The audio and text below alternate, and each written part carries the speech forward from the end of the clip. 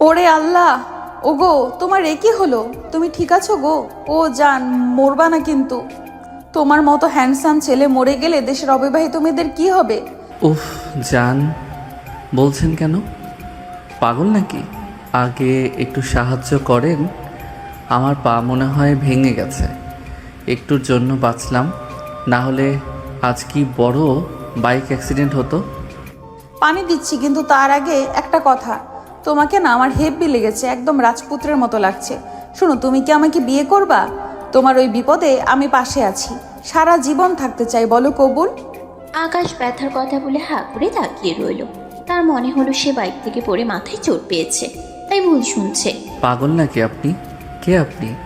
এখানে আমার মরার অবস্থা, ব্যথায় পা নড়াতে পারছি না, আর আপনি চেনা নাই জানা নাই সাহায্য করতে এসে বিয়ের প্রস্তাব দিচ্ছেন? মশকরা করার জায়গা পান না? আরে মশকরা না, সত্যি বলছি। পরে যদি তোমাকে আর না পাই, আজকাল ভালো পাত্র পাওয়া বড্ড কঠিন। একবার যখন সামনে পেয়েছি, অফারটা দিয়েই দিলাম।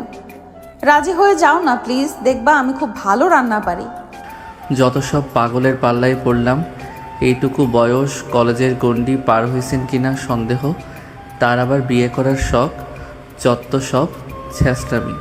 সরেন তো রাস্তা থেকে, নিজের চরকায় তেল দেন গিয়ে। এই হচ্ছে আহানা চৌধুরী। কলেজে প্রথম বর্ষে পড়ে, কিন্তু তার ধ্যান জ্ঞান কেবল একটা জিনিসের উপর, সেটা হলো বিয়ে। পাড়ার ঘটক থেকে শুরু করে নিজের বড় বোন, এমনকি বান্ধবীর বড় ভাই, কাউকেই সে ছাড়ে না বিয়ের কথা বলতে। তার একটাই কথা, মা, আমার কি বয়স হচ্ছে না? বান্ধবীদের সবার বিএফ আছে, আর আমার একটা হাজবেন্ডও জুটছে না। মা রেগে বেলুন নিয়ে তাড়া করলেও আহানা দমে যাওয়ার পাত্রী নয়। সেদিন বিকেল বেলা আহানা রাস্তা দিয়ে আপন মনে হাঁটছিল আর মনে মনে বরের লিস্ট বানাচ্ছিল। ঠিক তখনই বিকট এক শব্দ। মোড়ের মাথায় একটা নীল রঙের পালসার বাইক স্কিড করে নপাশ করে পড়ে গেল। চালক ছিটকে গিয়ে পড়ল রাস্তার ধারের পাশে। আহানা এক দৌড়ে সেখানে গেল। দেখলো একটা ছেলে ব্যথায় কুঁকড়ে আছে। লম্বা চওড়া ফর্সা গায়ের রং, চোখে চশমা। ছেলেটাকে দেখা মাত্রই আহানার বুকের ভেতর বেহায়া মন গানটা বেজে উঠল। ছেলেটার নাম আকাশ। সে মাস্টার্স সেকেন্ড ইয়ারে পড়ে। আহানা আকাশের হাত ধরে টেনে তুলতে তুলতে তাকে দেখে সেখানেই টাসকি খেয়ে প্রেমে পড়ে গেল। এরপর আকাশের মুখের ওপর ঝুঁকে পড়ে একদম চোখের দিকে তাকিয়ে টেনে তুলতে তুলতে তাকে বিয়ের প্রস্তাবও দিয়ে দিল। কিন্তু আকাশ চরম অবাক হলো। তার এতটুকু বয়সে সে এমন কাহিনী দেখেনি। পাগলের পাল্লায় পড়েছে ভেবে সেখান থেকে পালানোর জন্য আকাশ ঘুরিয়ে ঘুরিয়ে বাইকটা তুলে কোনো মতে স্টার্ট দিয়ে চলে গেল। আহানা পেছনে দাঁড়িয়ে হাত নাড়তে নাড়তে চিৎকার করে বলল, নামটা তো বলে গেল না স্বামী সাহেব। তবে চিন্তা নাই, খুঁজে বের করবই।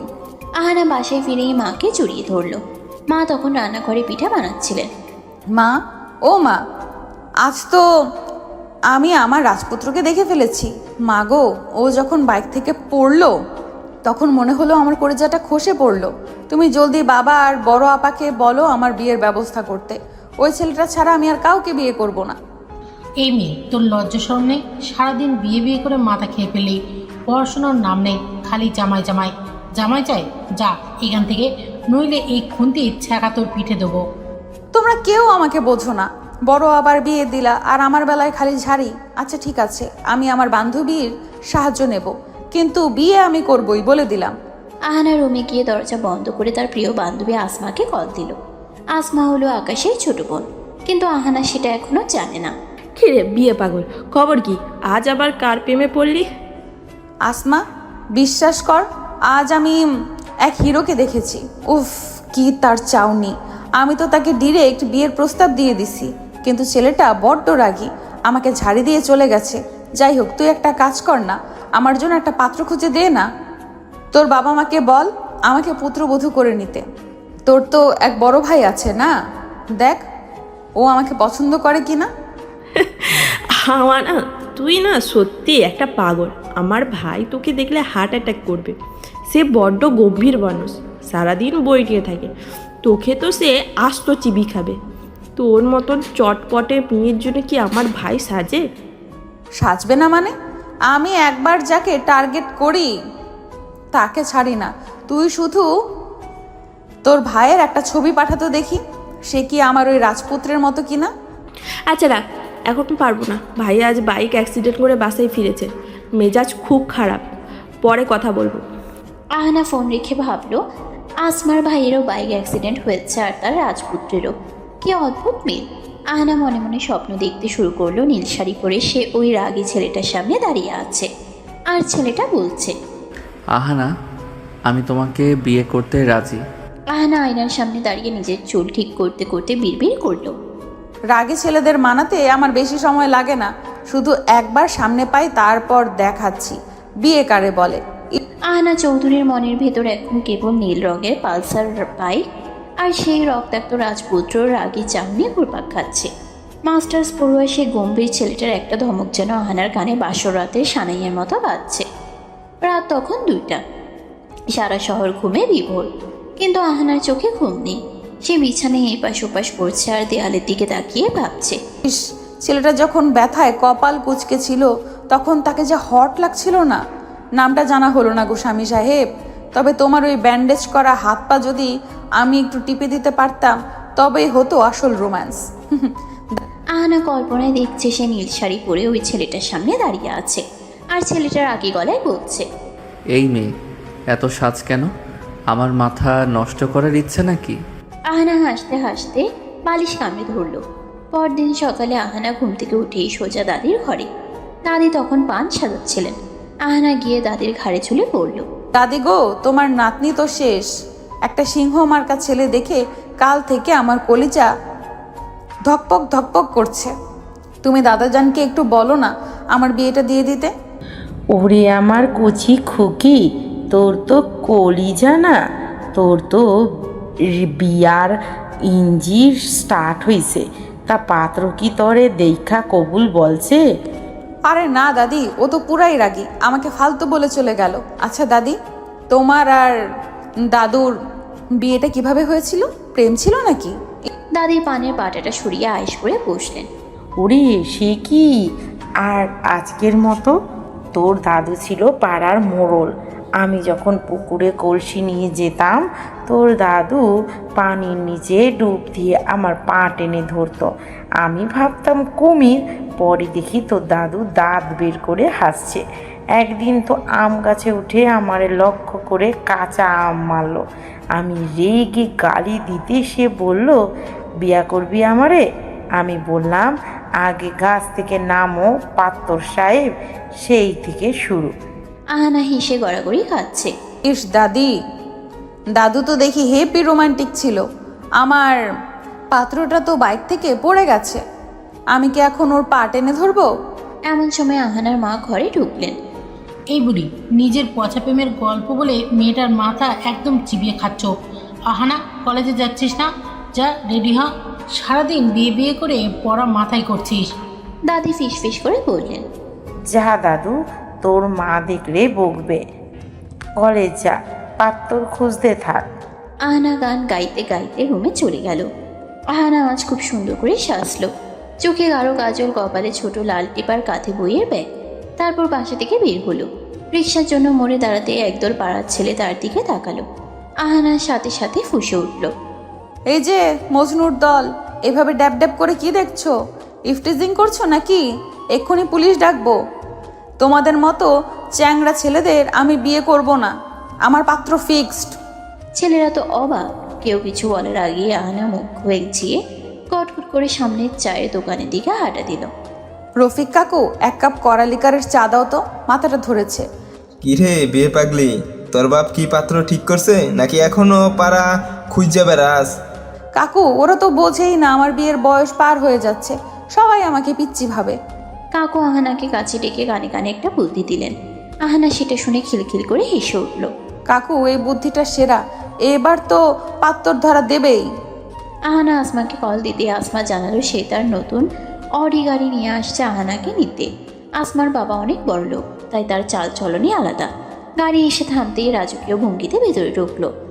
কী রে মহারানী, আজ তো তোকে একদম কোণের মতো লাগছে। রাস্তায় কি আবার কোনো সিংহ দেখেছিস? আর বলিস না, কালকে ওই অ্যাক্সিডেন্ট করা ছেলেটা আমার মাথায় ঢুকে গেছে। আচ্ছা আসমা, তোর ভাইয়া কি সত্যি খুব গম্ভীর? আরে ভাইয়া তো তিতা করলার চেয়েও বেশি গম্ভীর। তবে তুই যদি আমার ভাইয়ার সামনে যাস, সে নির্ঘাত বরখা পরে পালাবে। তোর মতন বিয়ে পাগলিকে সে দু চোখে দেখতে পারে না। আর এক জায়গায় থাকেও না। একবার সেই অ্যাক্সিডেন্ট করা ছেলে, আবার আমার ভাই। কি বলিস, নিজেও জানিস? একটার পিছু লেগে থাক, এতগুলো হাতারে একটাও পাবি না। গাড়িটা বড় একটা শপিং মলের সামনে দিয়ে যাচ্ছিল। হঠাৎ আহানা জানালার বাইরে তাকিয়ে দেখলো সেই নীল রঙের পালসার বাইক, আর তাতে বসে আছে সেই কালকের ছেলেটা। থামা আসমা, গাড়ি থামা, ওই তো আমার স্বামী। আসমা অবাক হয়ে গাড়ি ব্রেক করলো। তুই এখানে থাক, আমি শপিং মল থেকে আসছি। বলেই আসমা ভেতরে চলে গেল। এদিকে আকাশ একটা শপের সামনে বাইক পার্ক করে হেলমেট খুলছে। হঠাৎ সে দেখলো একটা মেয়ে তার দিকে তাকিয়ে চিৎকার করছে। আকাশ বিরক্ত হয়ে এগিয়ে এলো। সমস্যা কি আপনার? শপিং মলের সামনে চিৎকার করছেন কেন? পাগল নাকি? আরে তুমি তুমি আজ নীল শার্ট পরেছো? ইস, তোমাকে যে কি সেক্সি লাগছে না। শোনো, তুমি কি আমাকে কালকের জন্য মাফ করবা, নাকি আজই কাজে অফিসে যাবা? ও মাই গড, আপনি কালকের সেই পিচ্ছি মেয়েটা, মাস্টার্স করা একটা ছেলেকে আপনি বিয়ে করে পাগল বানাচ্ছেন? আপনার লজ্জা বলতে কিছু নেই? আকাশের নজর হঠাৎ পাশে থাকা আসমার গাড়ির দিকে গেল। আরে, এটা তো আমাদের বাড়ির গাড়ি। আপনি এখানে কি করছেন? আপনি কি গাড়িটা চুরি করেছেন? ইস, লাল জামা দেখলেই কি দুলা ভাই নাকি? আপনার মতো গাড়ি কি আর কারোর হতে পারে না? এটা আমার গাড়ি। তুমি কি ভাবছো আমি গরিব? বিয়ে করলে এই গাড়িতেই তোমাকে নিয়ে ঘুরবো। আকাশ কিছু বলতে যাবে, ঠিক তখনই তার ফোনে একটা কল এলো। সে বিরক্তিতে আহানার দিকে এক পলক তাকিয়ে গটগট করে চলে গেল। আহানা পিছনে তাকিয়ে দীর্ঘশ্বাস ফেলল। কিছুক্ষণ পর আসমা দুই হাতে দুটো বড় বড় আইসক্রিম নিয়ে ফিরে এলো। নেখা, অনেক গরম পড়েছে। কি রে, তোর মন খারাপ কেন? ওই রাজপুত্র কি আবার ধমক দিচ্ছে? চলে গেছে নাকি? হরে আসমা, ও তো আমাকে পাত্তাই দিচ্ছে না, আবার আমাকে পিচ্ছি বলল। আচ্ছা, মাস্টার্স পড়লে কি খুব বড় হয়ে যায়? তোর মতন বিয়ে পাগলকে কেউ পাত্তাও দেবে না। মেয়েরা নিজে বিয়ে করতে চাইলে কেউ দাম দেয় না, বুঝলি? ছেচরা ভাবে মেয়েদের পেছনে ঘুরবে ছেলেরা, মেয়েরা ছেলেদের পেছনে ঘুরে না। এখন মন দিয়ে পড়াশোনা কর, নইলে তো কপালে বিয়ে না, শুধু ঝাড়িয়ে জুটবে। ধুর, তোর লেকচার তোর কাছে রাখ। কেউ ঘুরুক আর না ঘুরুক, আমি ঘুরবো। দুজন আইসক্রিম খেতে খেতে কলেজের দিকে রওনা হলো। আহানা জানালার বাইরে তাকিয়ে বিড়বিড় করলো। সবুর করো স্বামী সাহেব, আসমার গাড়ি দিয়ে তো তোমাকে ইমপ্রেস করলাম। এর পরের বার যখন দেখা হবে তখন সরাসরি কবুল বলাই ছাড়বো। কলেজের গেটে আসমার অডি গাড়িটা থামতেই আহানা রাজকীয় ভঙ্গিতে নামলো। তবে নামার সময় তার ওড়নাটা ব্যাগের চেইনে আটকে গেল। আহানা সেটা ছাড়ানোর নাম নেই, বরং আশেপাশে তাকিয়ে দেখলো কোনো হ্যান্ডসাম ছেলে তাকে উদ্ধার করতে আসে কিনা। কেউ এলো না দেখে সে নিজেই এক হ্যাচকাটানে ওড়নাটা ছাড়িয়ে গজগজ করতে করতে করিডোরে ঢুকলো। করিডোর দিয়ে হাঁটার সময় একদল সিনিয়র ভাই আড্ডা দিচ্ছিল। আহানা তাদের সামনে গিয়ে দাঁড়িয়ে বলল, ভাইয়া শোনেন, আপনার যে এই যে প্রতিদিন এখানে দাঁড়িয়ে দাঁত বের করে হাসেন, আপনাদের কি কোনো কাজ নেই? পড়াশোনা শেষ করে একটা চাকরি জোগাড় করেন, তারপরে বিয়ে করে সংসারী হন। বেকার ছেলেদের দিকে তাকাইলে ইদানিং আমার বড্ড মায়া লাগে। ছেলেরা তো আকাশ থেকে পড়ল। কলেজের পিয়ন থেকে প্রিন্সিপাল সবাই জানে এই মেয়েটা হলো অফিসিয়াল বিয়ে পাগলি। কেউ তাকে কিছু বলে না, পাছে আবার তাকিয়ে বিয়ের প্রস্তাব দিয়ে বসে। ক্লাসে গিয়ে আহানা আসমার পাশে বসে ফিসফিস করে বলল, কিরে আসমা, তোর ভাইয়ের পা কেমন আছে? কাল তো বেটা বড্ড ঝাড়ি দিল আমাকে। আচ্ছা, তোর ভাই কি তোর মতোই ফর্সা নাকি একটু কালো? আরে না, ভাইয়া তো মাশাআল্লাহ অনেক সুন্দর, তবে তোর জন্য না রে আহানা। তুই যারে রাস্তায় দেখেছিস ওই বাইক কলার পিছেই থাক। আমার ভাইয়া তোকে দেখলে জ্যান্ত পুঁতে ফেলবে, সে বড্ড গম্ভীর। আহানা মুখ ভেঙচিয়ে বলল, গম্ভীর ছেলেদের হাসাতে আমার 2 মিনিট লাগে। তুই শুধু একবার তোর বাসায় দাওয়াত দে আমাকে। খেয়ে আর কাজ নেই আমার। কলেজ থেকে ফিরে আহানার মেজাজ চরম তুঙ্গে। পথে আসার সময় সে দেখেছে পাড়ার পিচ্চি মিনা, যে কিনা তার চেয়ে বয়সে ছোট, তার বিয়ে ঠিক হয়ে গেছে। অথচ আহানা এত সুন্দরী হয়েও এখনো সিঙ্গেল। এই দুঃখে সেই সোজা স্টোররুমে গিয়ে একটা মরিচা ধরা পুরনো করাত খুঁজে বের করলো। অবশ্যই এই বুদ্ধি সেই দোকানি চাওয়ালা কাকুই দিয়েছে তাকে। আহানা তার নিজের ঘরে ঢুকে ভেতর থেকে দরজাটা শক্ত করে লক করে দিল। কিছুক্ষণ পর ঘর থেকে এক অদ্ভুত শব্দ আসতে শুরু করলো। করাতের শব্দ, ঘ্যাস ঘ্যাস ঘ্যাস ঘ্যাস। ড্রয়িং রুমে বসে আহানার বাবা পত্রিকা পড়ছিলেন আর মা চা খাচ্ছিলেন। হঠাৎ শব্দটা শুনে বাবা চমকে উঠলেন। গিন্নি, ঘরে কি ইঁদুর ঢুকেছে নাকি? ফার্নিচার কাটার শব্দ আসছে কোথা থেকে? ওরে আল্লাহ, আহানা তো ঘরে, ও আবার কি সর্বনাশ কাণ্ড করেছে। মা মামা দৌড়ে গিয়ে আহানার দরজায় ধাক্কা দিতে লাগলেন। আহানা, দরজা খোল, ভেতরে কি করছিস তুই? ঘরে কি কাঠগোলা বানালি নাকি?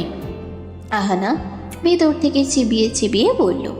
ডিস্টার্ব করবে না, আমি এক অতি গুরুত্বপূর্ণ ইঞ্জিনিয়ারিং কাজ করছি। বিয়ের ব্যবস্থা তো করলেই না, এখন আমাকেই সব সামলাতে হচ্ছে। বাবা ভয় পেয়ে ডুপ্লিকেট চাবি দিয়ে দরজা খুলতেই দুজনের পিলে চমকে উঠল। আহানা মেঝের উপর বসে তার বিশাল ডাবল বেড সেগুন কাঠের খাটের একদিকের পায়া করাত দিয়ে প্রায় অর্ধেক কেটে ফেলেছে। খাটটা একদিকে হেলে গেছে। বাবা মাথায় হাত দিয়ে বলে, এ কি সর্বনাশ! আমার লাখ টাকার খাটটা তুই কাটছিস কেন? পাগল হয়ে গেছিস নাকি? পাগল হব না তো কি হব? এত বড় খাটে কি মানুষ একা ঘুমাতে পারে? একা শুলে আমার ভয় লাগে। তোমরা তো আমাকে বিয়ে দেবে না, পাশে শোয়ার মতো একটা বড় এনে দেবে না, তাই ভাবলাম খাটটা কেটে ছোট করে ফেলি। একা মানুষের জন্য এত বড় খাটের কি দরকার? জায়গা নষ্ট। ছি ছি, তোর লজ্জাশরম কি একদমই গেছে? একটা অবিবাহিত মেয়ে হয়ে তুই এসব কি কথা বলছিস? খাট কাটছিস বরের ছোকে? পাড়ার মানুষ জানলে আমাদের মুখ দেখানো যাবে না। আহানা বসা থেকে উঠে দাঁড়িয়ে কোমরে হাত দিয়ে বলে, লজ্জা দিয়ে কি হবে মা? যখন বরই নাই, লজ্জা দিয়ে আর কি সংসার হয়? কত বললাম আমাকে বিয়ে দাও, পাড়ার ওই দাঁত উঁচু মিনাটারও বিয়ে হয়ে গেল, আর আমি রাজকন্যার মতো ঘরে বসে আইবুড়ো হচ্ছি। আমার খুব শখ ছিল লাল শাড়ি পরে বরের বাইকের পেছনে বসে ঘুরবো, তা না, তোমরা আমাকে দিয়ে বিসিএস ক্যাডার বানাবে। এই ছোট খাটে আর কারো জায়গা হবে না, শুধু আমি শুভ। বাবার আগে আর বিরক্তিতে এক মুহূর্ত না দাঁড়িয়ে ঘর থেকে বেরিয়ে গেলেন। যাওয়ার সময় বিড়বিড় করলেন, এই মেয়েকে যত দ্রুত সম্ভব পার করতে হবে, না হলে একদিন হয়তো ঘরটাই কেটে টুকরো করে ফেলবে। মা আহানাকে বকতে বকতে রান্নাঘরের দিকে গেলেন। দাদি দরজায় দাঁড়িয়ে সব দেখছিলেন আর মুখে আঁচল দিয়ে হাসছিলেন। দাদু রে, তোর বুদ্ধি তো খাসা। খাট ছোট করলে তোর মা বাপের টনক নড়বে। তবে করাতটা রেখে দে, পরের বার বিয়ের পিঁড়ি বানাতে কাজে লাগবে। দাদি গো, একমাত্র তুমিই আমার মনের কথা বোঝো। আচ্ছা দাদি, ওই যে বাইকওয়ালা পাত্তরটা, ও কি আমাকে ভুলেই যাবে? আর আমি কি কাল আসমার বাসায় যাব? আসমার ভাইয়াকে পটিয়ে যদি ওর কোনো খবর পাওয়া যায়? আসমার ভাই ওর খবর দেবে কি করে? আরে আসমার ভাইও বাইকার, বাইকাররা তো বাইকারদের খবর জানবেই। বেশি সাজিস না।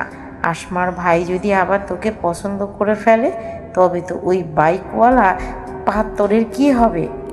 ধুর দাদি, আসমার ভাই নিশ্চয়ই ওর মতো বলদি হবে। আমার তো চাই ওই বাইকার সিংহকে।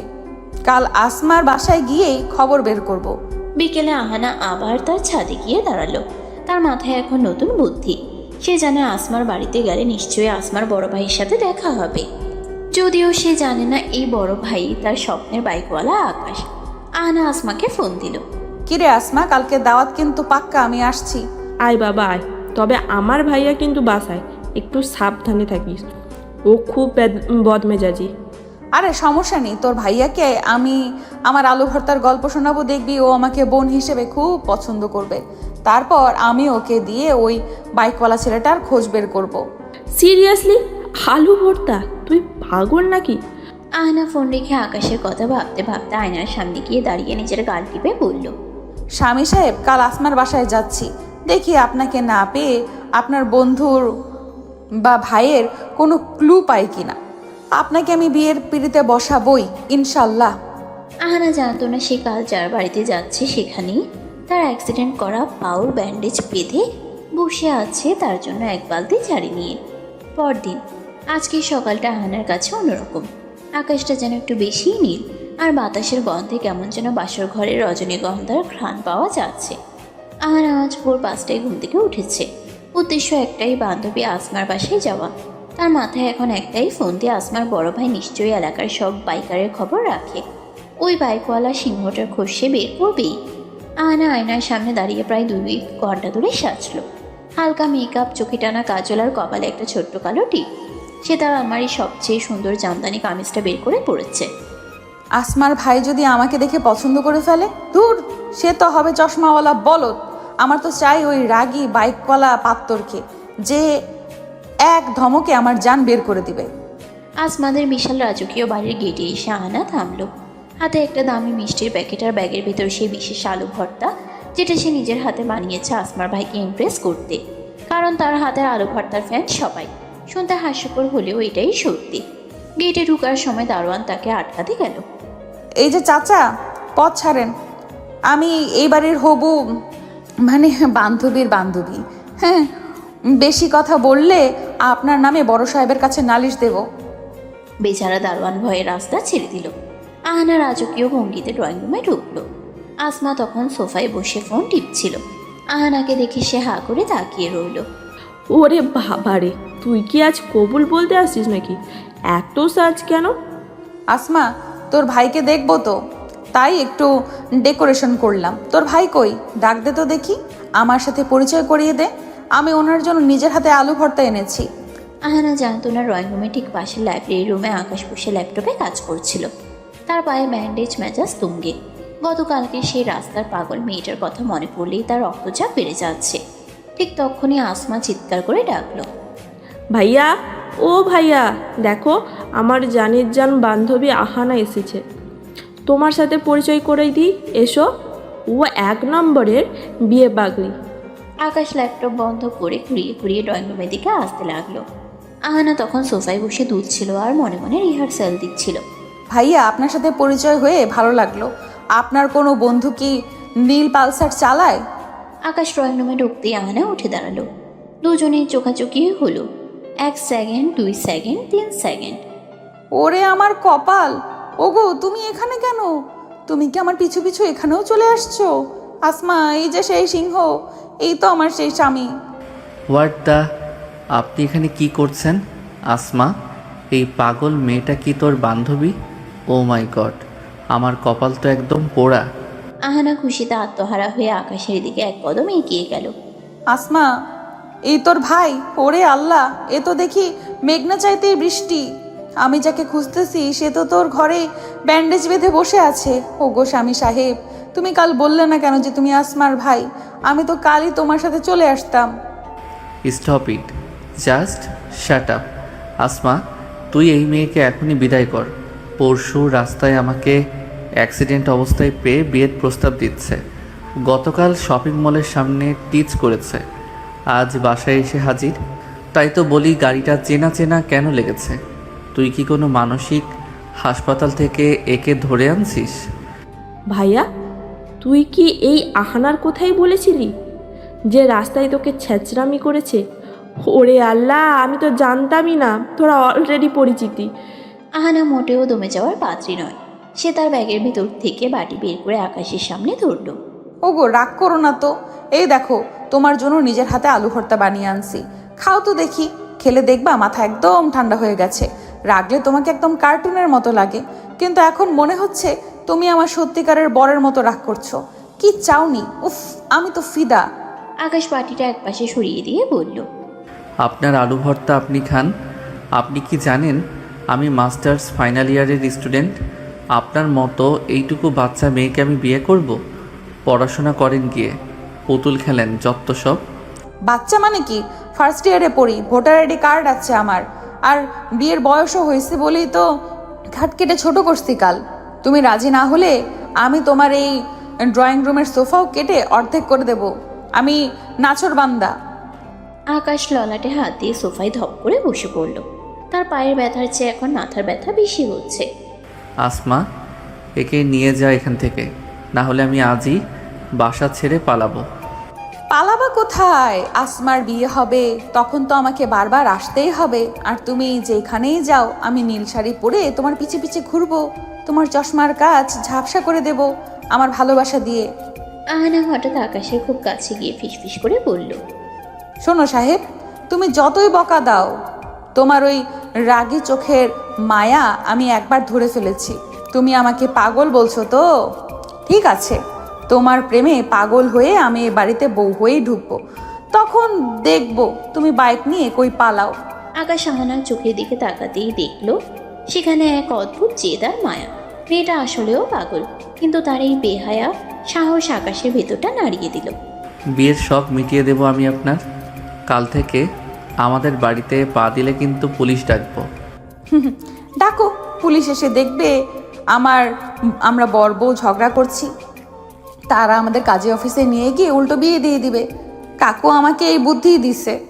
আকাশ আর সহ্য করতে না পেরে ল্যাংড়াতে নিজের রুমে গিয়ে সজোরে দরজা বন্ধ করে দিল। আহানা ড্রয়িং রুমে দাঁড়িয়ে বিজয়ের হাসি হাসলো। আসমা, তোর ভাই তো দেখি আমার প্রেমের জালে অলরেডি আটকে গেছে। দেখলি কেমন লজ্জা পেয়ে পালালো? ওটা লজ্জা না রে পাগলি, ওটা ছিল জীবন বাঁচানোর তাগিদ। তুই সত্যি পারিসও আহানা। আহানা আজ পাশে ফেরার পথে রাস্তায় নাচতে নাচতে ফিরল। তার নীল পালসারওয়ালা স্বামী এখন তার চোখের সামনে। সে বিড়বিড় করে বলল, সবুর করো আকাশ সাহেব, বিয়ের পিড়ি রেডি করো, অহনা চৌধুরী আসছে তোমার গলার হার হতে। আকাশ আজকাল বাসে ফিরলে আগে জানালা দরজা চেক করে। তার মনে হয় ওই পাগল মেয়েটা হয়তো ভেন্টিলেটর দিয়েও ঢুকে পড়তে পারে। মাস্টার্স ফাইনাল ইয়ারে থিসিস নিয়ে এসে ব্যস্ত, কিন্তু তার কপালে চিন্তার ভাঁজ ফেলেছে কলেজের ফার্স্ট ইয়ারের এক পিচ্ছি। সেদিন রাত তখন 12:30। আকাশে এক ফালি চাঁদ হাসছে। আকাশ তার রুমে বসে ল্যাপটপে কাজ করছিল। হঠাৎ খসখস শব্দ শুনে সে জানালার দিকে তাকালো। দেখলো একটা হাত গ্রিল ধরে ওঠার চেষ্টা করছে। আকাশ চমকে উঠে জানালার কাছে যেতেই দেখলো আহানা, 2 বিনুনি করা, পরনে কামিজ আর পিঠে একটা ছোট ব্যাগ। সে পাইপ বেয়ে কার্নিশ দিয়ে আকাশের দোতলা রুমে উঠে এসেছে। আকাশ আতঙ্কে চিৎকার করে উঠতে গিয়েও গলা চেপে ধরে। ওরে বাবারে, আপনি এখানে কি করছেন? মরে যাবেন তো, নিচে নামেন বলছি। আহানা হাঁপাতে হাঁপাতে জানালার গ্রিল দিয়ে ভিতরে পা গড়িয়ে বলে, ওগো, মরলে তো তোমার কোলেই মরবো, নামবো কেন? আসমা তো ঘুমাচ্ছে, তাই পাইপ বেয়ে চলে আসলাম। তোমার ওই ব্যান্ডেজ করা পাটা কি আজ খুব ব্যথা করছে? আমি একটু মালিশ করে দিই। আহানা এক ঝটকায় রুমের ভিতর ঢুকে পড়ল। আকাশ তো ভয় নীল হয়ে গেছে। আব্বু আম্মু দেখলে আস্তার পিঠের চামড়া থাকবে না। আপনি কি আস্ত একটা ডাকাত? একটা অবিবাহিত ছেলের রুমে এভাবে মাঝরাতে ঢুকে পড়লেন? মান ইজ্জত সব শেষ করে দিবেন আমার। ইজ্জত দিয়ে কি করবা? স্বামী স্ত্রীর মধ্যে আবার ইজ্জত কিসের? তুমি তো কবুল বললেই সব হালাল হয়ে যাবে। ঠিক তখনই বাইরে আসমার মায়ের গলার আওয়াজ পাওয়া গেল। আকাশ, তুই কার সাথে কথা বলছিস বাবা? আকাশের হার্টবিট তখন 140। সে পাগলের মতো আহানাকে দেখল। আলমারি না খাট, শেষ পর্যন্ত সে আহানাকে হ্যাচকা টান দিয়ে তার বিশাল কম্বলের নিচে ঢুকিয়ে দিল। আহানা কম্বলের ভেতর থেকে ফিসফিস করে, ওরে আল্লাহ, তুমি তো হেভি রোমান্টিক। বিয়ের আগে এক কম্বলের নিচে, আমি তো শেষ। চুপ করেন একদম। শব্দ করলে আমি আপনাকে জানালা দিয়ে ধাক্কা দিয়ে ফেলে দেব। মা রুমে ঢুকে আকাশকে একটু অস্থির দেখে কপালে হাত দিলেন। আকাশ তখন বিছানায় আহানার উপর একরকম আড়াল হয়ে বসে আছে, যাতে নিঃশ্বাস নেওয়ার শব্দও না বোঝা যায়। অনিচ্ছাকৃতভাবে আহানার গায়ের বুনো ফুলের ঘ্রাণ আকাশের নাকে লাগলো। আহানা তখন কম্বলের ভেতরে আকাশের পায়ে সুড়সুড়ি দিচ্ছে। আকাশ যন্ত্রণায় মুখ টিপে বসে রইল। মা চলে যেতেই আকাশ কম্বল সরিয়ে আহানাকে টেনে তুলল। বের হন, এখনই বের হন। পিচ্ছি একটা মেয়ে, বিয়ে পাগল কোথাকার। লজ্জা বলতে কিছু নাই আপনার? কাল থেকে কলেজে আপনাকে দেখলে আমি পুলিশ ডাকবো। আহানা হাসতে হাসতে জানলার দিকে গিয়ে বলে, বকা দিলেও তো আমাকে আগলে রাখলে, এইটাই তো ভালোবাসা স্বামী সাহেব। আসছি, টাটা। পরদিন কলেজে আহানা নতুন কাণ্ড করলো। সে আকাশের ডিপার্টমেন্টের সামনে গিয়ে দাঁড়িয়ে রইল। আকাশ যখন তার বন্ধুদের সাথে বের হচ্ছে, আহানা উচ্চস্বরে চিৎকার শুরু করলো, এই যে আমার হ্যান্ডসাম পাত্তর যাচ্ছে। আকাশ, আজ দুপুরে আমার সাথে টিফিন করবা না? তোমার জন্য তিতা করল্লা ভাজি আনছি, একদম তোমার মেজাজের মতো। আকাশের বন্ধুরা তো হাসতে হাসতে শেষ। কি রে আকাশ, তোর ফ্যান ফলোয়িং তো হেভি। আকাশ অপমানে লাল হয়ে আহানার কাছে গেল। আপনার কোনো পড়াশোনা নেই? ফার্স্ট ইয়ারের পিচ্ছি মেয়ে আপনি মাস্টার্সের করিডোরে এসে স্যাবলামি করছেন। লজ্জা লাগে না আপনার? লজ্জা তো বরের সামনে পেতে হয়, সবার সামনে না। আর আমি তো ইফটিজিং থেকে তোমাকে বাঁচাচ্ছি। কোনো মেয়ে যেন তোমার দিকে তাকাতে না পারে, তাই মার্ক দিয়ে দিচ্ছি যে এই মাল বুকড। আকাশ তাকে বকে সেখান থেকে তাড়িয়ে দিল, কিন্তু আহানা দমে যাওয়ার পাত্রী নয়। বিকেলে আকাশ যখন বাইক নিয়ে টিউশনিতে যাচ্ছিল, সিগন্যাল পড়তেই দেখলো রাস্তার মাঝখানে একটা মেয়ে বিশাল একতোড়া লাল গোলাপ নিয়ে দাঁড়িয়ে আছে। পেছনে একটা ব্যানার, তাতে লেখা, আকাশ কবুল বলবা কবে। আশেপাশের মানুষ হাসছে, ভিডিও করছে।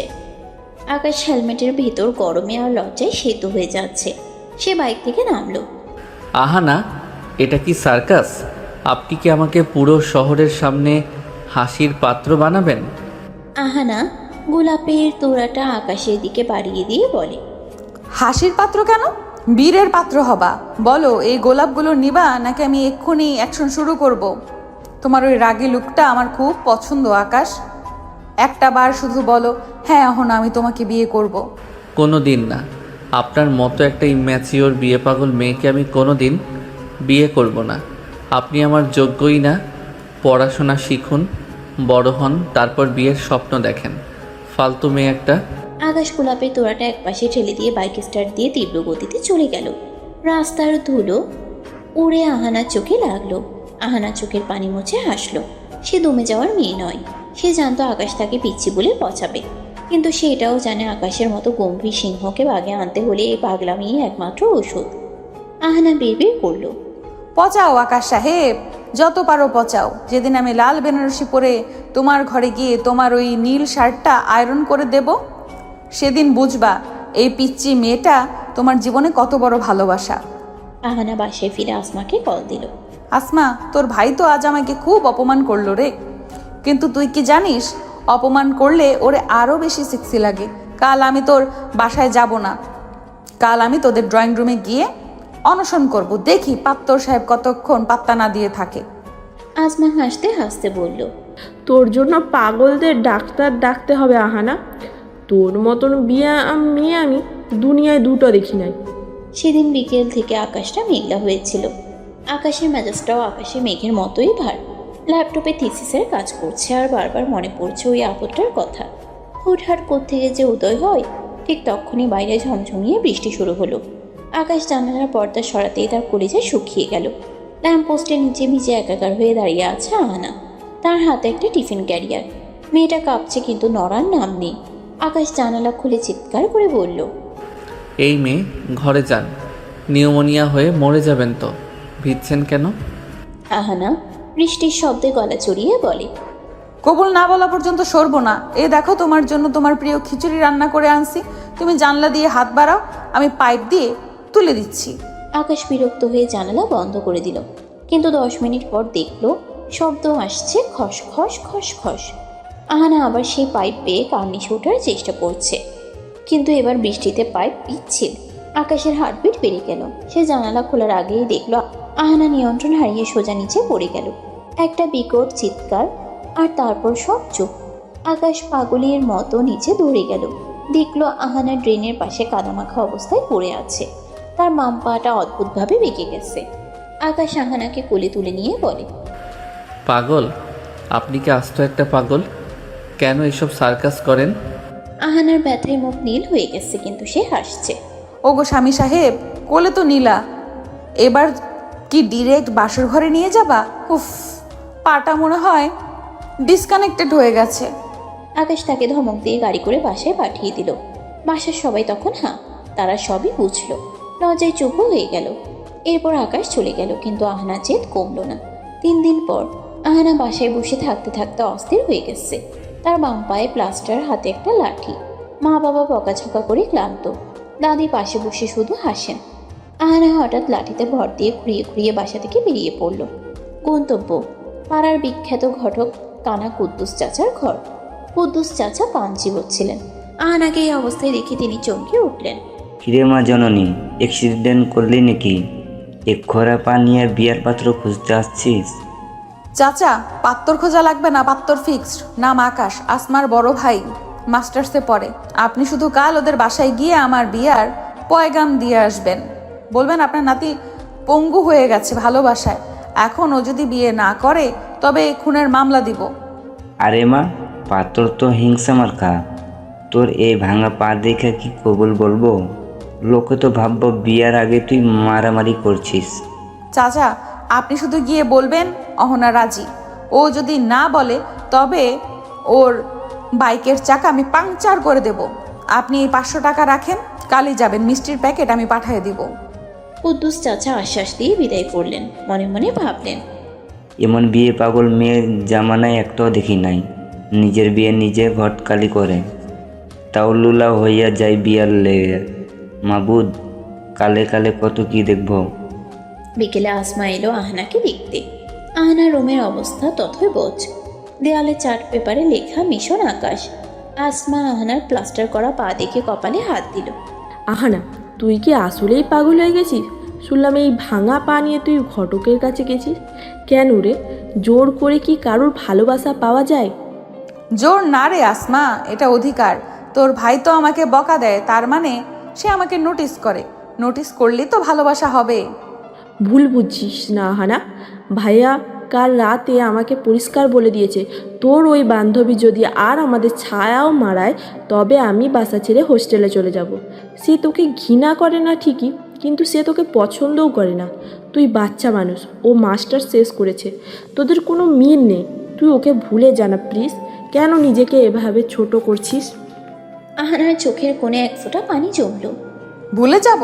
যাকে একবার স্বামী মেনে খাট কেটে ছোট করেছি তাকে ভুলে যাব? আসমা, তোর ভাই যদি আমাকে রিজেক্ট করে তবে আমি আমরণ অনশন করব, কিন্তু তাকে আমি ছাড়ছি না। দেখিস, এই খোড়া পা নিয়েই আমি একদিন তোদের বাড়িতে আলতা মাখিয়ে ঢুকবো। আসমা আর কিছু বলতে পারলো না। সে বুঝলো আহানার এই পাগলামে এখন আর হাসি পর্যায়ে নেই, এটা একরকম নেশা হয়ে গেছে। আসমা চলে যাওয়ার পর আহানা লাঠিটা হাতে নিয়ে আয়নার সামনে দাঁড়ালো। নিজের ফ্যাকাশে মুখটা দেখে সে বিড়বিড় করলো, আকাশ সাহেব, আসমা বলছে তুমি আমাকে পছন্দ করো না। ঠিক আছে, পছন্দ করার দরকার নেই, তুমি শুধু আমাকে বিয়ে করো, তারপর দেখবা এই পিচ্চি মেয়েটা কিভাবে তোমার জীবনের অক্সিজেন হয়ে যায়। খোড়া পা নিয়ে যদি তোমার কার্নিশে উঠতে পারি তবে এই জীবন নিয়ে তোমার হৃদয়েও জায়গা করে নেব। কাল ঘটক চাচা যাক, তারপর দেখি তোমার তেজ কত। আহানা বিছানায় শুয়ে পড়ল। ব্যথায় পা টনটন করছে, কিন্তু মনের কোণে আকাশে সেই রাগী চাহনিটা ভেসে উঠতেই সে সব ব্যথা ভুলে গেল। কিন্তু সে জানতো না কাল কুদ্দুস ঘটক যখন আকাশের বাবার সামনে বিয়ের প্রস্তাব দেবে তখন এক বিশাল ঝড় উঠতে যাচ্ছে চৌধুরী বাড়িতে। সেদিন রাতটা ছিল আহানার জন্য এক অগ্নি পরীক্ষা। দেয়াল টপকে আকাশের রুমে ঢোকার সময় যে পাটা মস্কে গিয়েছিল সেটা এখন রীতিমতো ফুলে ঢোল। ডাক্তার এসে প্লাস্টার করে দিয়ে গেছে আর কড়া নির্দেশ দিয়েছে, 1 মাস বিছানা থেকে নড়া যাবে না। কিন্তু আহানা কি আর ঘরে বসে থাকার মেয়ে? তার মাথায় তখন ঘুরছে অন্য চিন্তা। আহানা বিছানায় শুয়ে ফিসফিস করে দাদিকে বলল, দাদি গো, পা ভাঙছে তো কি হয়েছে? মন তো আর ভাঙে নাই। তুমি শুধু চুপি চুপি কানা কুদ্দুস ঘটককে আমার রুমে পাঠিয়ে দাও। পাত্তর হাতছাড়া হয়ে যাচ্ছে আর আমি ঘরে বসে আঙুল চুষবো। দাদি প্রথমে ভয় পেলেও নাতনির কান্নাকাটি দেখে শেষ পর্যন্ত ঘটককে খবর দিলেন। কুদ্দুস ঘটক ঘরে ঢুকতেই আহানা লাঠি টুকটুক করে উঠে বসল। চাচা বসুন, 500 টাকা অগ্রিম দিচ্ছি। কাল সকালে আপনি আসমাদের বাসায় যাবেন আমার বিয়ের প্রস্তাব নিয়ে। ওরে মা জননী, এই ভাঙা পানিয়া বিয়ার শখ জাগলো। বলতে এলাক একবার, দেরি হয় না আর। আর পাত্র তো শুনছি মাস্টার্স পাস, অনেক বড় ঘরের ছেলে। তোর এই অবস্থা দেখলে সে কি কবুল বলবো? চাচা, আপনি শুধু গিয়ে বলবেন মেয়ে পঙ্গু হয়ে গেছে ওর প্রেমে, এখন ও যদি বিয়ে না করে তবে আমি বিষ খাবো। আর বলবেন অহনা খুব ভালো আলু ভর্তা বানাতে পারে আর সারাদিন ওকে বিনোদন দেবে। যান চাচা, কালই যাবেন। ঘটক চাচা দোটানে থাকলেও টাকার লোভে রাজি হয়ে গেলেন। সকালেই টাকা পেল, আবার এখন মনে মনে ভাবলেন এই মেয়েকে পাগলা গারোতে না পাঠিয়ে পাত্তরের গলায় ঝুলালে পাত্তরের জীবন তো তেজপাতা হয়ে যাবে। পরদিন সকালে আসমাদের ড্রয়িং রুমে বিশাল ঝড় উঠল। আকাশ তখন নাস্তা করছিল আর তার বাবা পত্রিকা পড়ছিলেন। কুদ্দুস ঘটক কাছামাছি হয়ে ভিতরে ঢুকলেন। আরে কুদ্দুস, এত সকালে কি মনে করে? কার বিয়ের খবর আনলে? বড় সাহেব, খবরটা একটু অন্যরকম। পাড়ার আহানা মেয়েটা আছে না, ওই যে আসমার বান্ধবী, ও তো আপনার ছেলেকে এক নজর দেখেই ফিদা। মেয়েটা এখন পা ভেঙে বিছানায় পড়ে আছে শুধু আপনার ছেলের বিরহে। ও চায় আপনার ছেলের সাথে ওর বিয়ে হোক। আকাশের বাবার হাত থেকে চায়ের কাপটা টেবিলে পড়ে গেল। আকাশ তোর আগে আর লজ্জায় নিজের চশমাটা খুলে ফেলল। কুদ্দুস, তুমি কি পাগল হয়ে গেছো?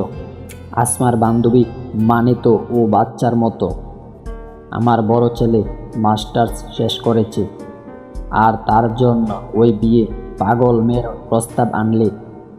ও তো আস্ত একটা বেয়াদব। কাল রাস্তায় নাকি আকাশকে বিরক্ত করেছে।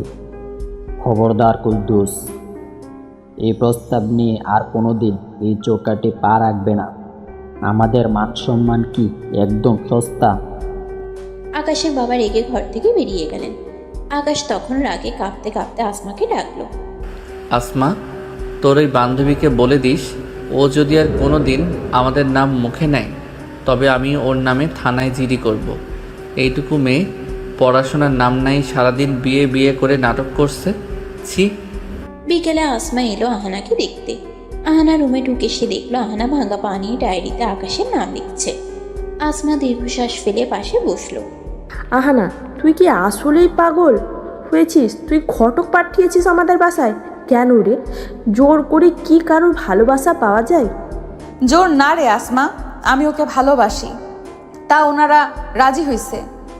রাজি হওয়া তো দূরের কথা, আব্বু যা তা বলে গালাগালি করেছে, আর ভাইয়া তো পরিষ্কার বলে দিয়েছে তুই যদি আর কোনোদিন বিরক্ত করিস তবে সে পুলিশ ডাকবে। আসমা চলে যাওয়ার পর আহানার পাগলামি অন্যমাত্রায় চলে গেল। সে রাত 12টার দিকে ফোন হাতে নিল। আকাশের নাম্বার সে জোগাড় করেছে আসমার ফোন থেকে চুপি চুপি। সে আকাশকে সমানে মেসেজ দিতে শুরু করলো। মেসেজ দেখ। ও গো স্বামী সাহেব, ঘুম আসছো? আমি তো তোমার রাগী লুকটা মনে করে বালিশ কামড়ে ধরছি। আমার পাটা খুব ব্যথা করছে, তুমি কি একবার এসে একটু ফু দিয়ে দিবা? বাবা রাজি না হলে কি হয়েছে, আমরা দুজন মিলে পালিয়ে বিয়ে করব। ব্যাগ গুছিয়ে রাখো। আকাশ ল্যাপটপে কাজ করছিল, বারবার ফোনের নোটিফিকেশন দেখে সে মেজাজ হারিয়ে ফেললো। ফোনটা হাতে নিয়ে আহানার মেসেজগুলো পড়তেই তার পিত্তি জ্বলে উঠল।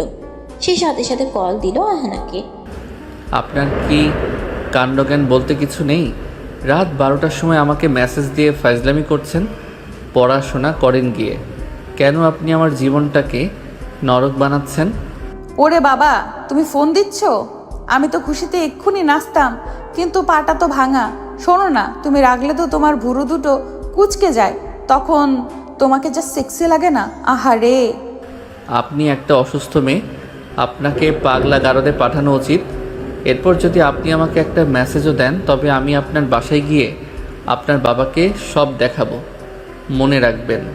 আকাশ ফোনটা কেটে দিয়ে নাম্বার ব্লক করে দিল, কিন্তু আহানা দমে গেল না। সে অন্য একটা সিম কার্ড বের করে হাসলো। ব্লক করবা? করো সাহেব। এই অহনা চৌধুরী যত দিন বাঁচবে তোমার ফোনের মেমোরি আর হার্ট দুটোই ফুল করে রাখবে। আহানা আবার কল করলো, কিন্তু আকাশও বুঝে ফেললো, তাই সেই নাম্বারটাও ব্লক করে দিল। আহানা কেবল মুচকি হাসলো। সকাল 10টা, মাস্টার শেষ বর্ষের ভাইবা চলছে আকাশের। আকাশ এমনিতে মেধাবী ছাত্র, কিন্তু গত কয়েকদিন ধরে আহানার পাগলামিতে তার মাথায় যেন ওই পোকা ঢুকেছে। সে যখন গটগট করে করিডোর দিয়ে হাঁটছিল, হঠাৎ দেখলো ডিপার্টমেন্টের সিঁড়ির মুখে এক বিশাল জটলা। সবাই হাসাহাসি করছে আর ভিডিও করছে। আকাশ ভিড় ঠেলে সামনে যেতেই তার পায়ের তলার মাটি যেন সরে গেল। সিঁড়ির ঠিক মাঝখানে একটা প্লাস্টিকের টুল নিয়ে বসে আছে আহানা। তার এক পা প্লাস্টার করা, হাতে একটা লাঠি, পাশে একটা বড় সাইনবোর্ড যাতে লেখা, আকাশ তোমার হবু বউ এখানে পঙ্গু হয়ে বসে আছে, একবার দেখা না দিলে আমি সিঁড়ি থেকে লাফ দেব। আকাশ চোখ মুখ লাল করে চিৎকার করে। আহানা, এটা কি হচ্ছে? আপনি কি আমাকে পুরো ইউনিভার্সিটির সামনে জ্যান্ত কবর দিতে চান? ওগো আসছো? দেখো, তোমার জন্য আমি এই ঘোড়া পা নিয়ে 3 তলায় উঠেছি। সবাই আমাকে দেখছে, হিংসা করছে। তুমি শুধু একটা বার কবুল বলো, আমি এক্ষুনি বাড়ি চলে যাব। আকাশ দাঁত কিরমির করে আহানার সামনে ঝুঁকে পড়ে। কবুল? আপনাকে মরে গেলেও না। আপনি কি জানেন আপনার এই স্যাবলামির জন্য আমার ক্যারিয়ার শেষ হতে পারে? লজ্জা লাগে না আপনার? এইটুকু একটা মেয়ে বিয়ে পাগল হয়ে পথে পথে ঘুরছেন। আপনার বাবা মা কি আপনাকে এই শিক্ষা দিয়েছে? ছি। আহানা মোটেও দমে গেল না। সে আকাশের শার্টের হাতা খপ করে ধরে ফেলল। শিক্ষা দিয়ে কি হবে যখন মনের মানুষই কথা শোনে না? তুমি যত অপমান করবা করো, আমি জানি তুমি মনে মনে আমাকেই ভালোবাসো, না হলে ওই দিন কম্বলের নিচে লুকিয়ে রাখতে না। আকাশের ধৈর্যের বাদ এবার পুরোপুরি ভেঙে গেল। সে আঁচকা টানে আহানার হাতটা সরিয়ে দিল। আহানা ভারসাম্য সামলাতে না পেরে সিঁড়ির উপর পড়ে গেল। তার ক্রাসটা ছিটকে দূরে গিয়ে পড়ল। আপনার মতো সস্তা আর নির্লজ্জ মেয়ে আমি জীবনে দেখি নাই। আপনি ভালোবাসার মানে বোঝেন না, আপনি বোঝেন শুধু জেদ। আপনি আমার যোগ্য তো দূরের কথা, আমার পায়ের ধুলার সমানও না।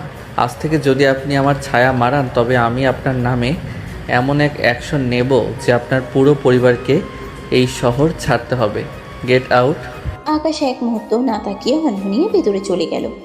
ক্যাম্পাসের শত শত ছেলে মেয়ে আহানার দিকে তাকিয়ে বিশ্বাস করছিল। আহানা ব্যথায় কোকিয়ে উঠল, কিন্তু তার চেয়েও বেশি ব্যথা পেল হৃদয়ে। তবে সেই ব্যথা কান্নায় রূপ নিল না, নিল এক ভয়ঙ্কর জেদে। বাসে ফিরতে আসমা খবর শুনে দ্রুত আসলো। আহানাকে দেখে চিৎকার করে উঠল। আহানার প্লাস্টার ফেটে গেছে, কপাল দিয়ে রক্ত পড়ছে। তুই কি আসলেও পাগল? ভাই আজ তোকে সবার সামনে অপমান করেছে, তবুও তুই বুঝছিস না কেন নিজেকে এভাবে শেষ করছিস? অপমান? ওটা তো ওর ভালোবাসা রে আসমা। ও আমাকে ছুঁয়ে দিছে, এটাই অনেক। আর শোন, ও আমাকে পায়ের ধুলো বলছে না, দেখিস এই ধুলোর পরেই ও একদিন নিজের মাথা নত করবে। আসমা বিরক্ত হয়ে চলে গেল। আহানা কিছুক্ষণ পর এক অদ্ভুত কাণ্ড করল।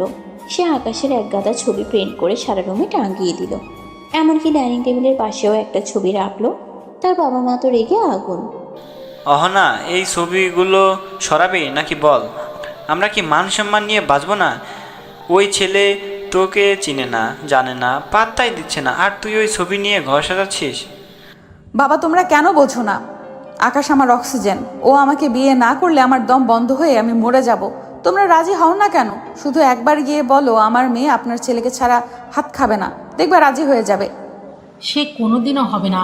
আমি আসমা মায়ের সাথে কথা বলছি, তারা পরিষ্কার মানা করে দিছে। তুই বরং এই পাগলামি থামা, আমরা তোর বিয়ে অন্য কোথাও ঠিক করছি।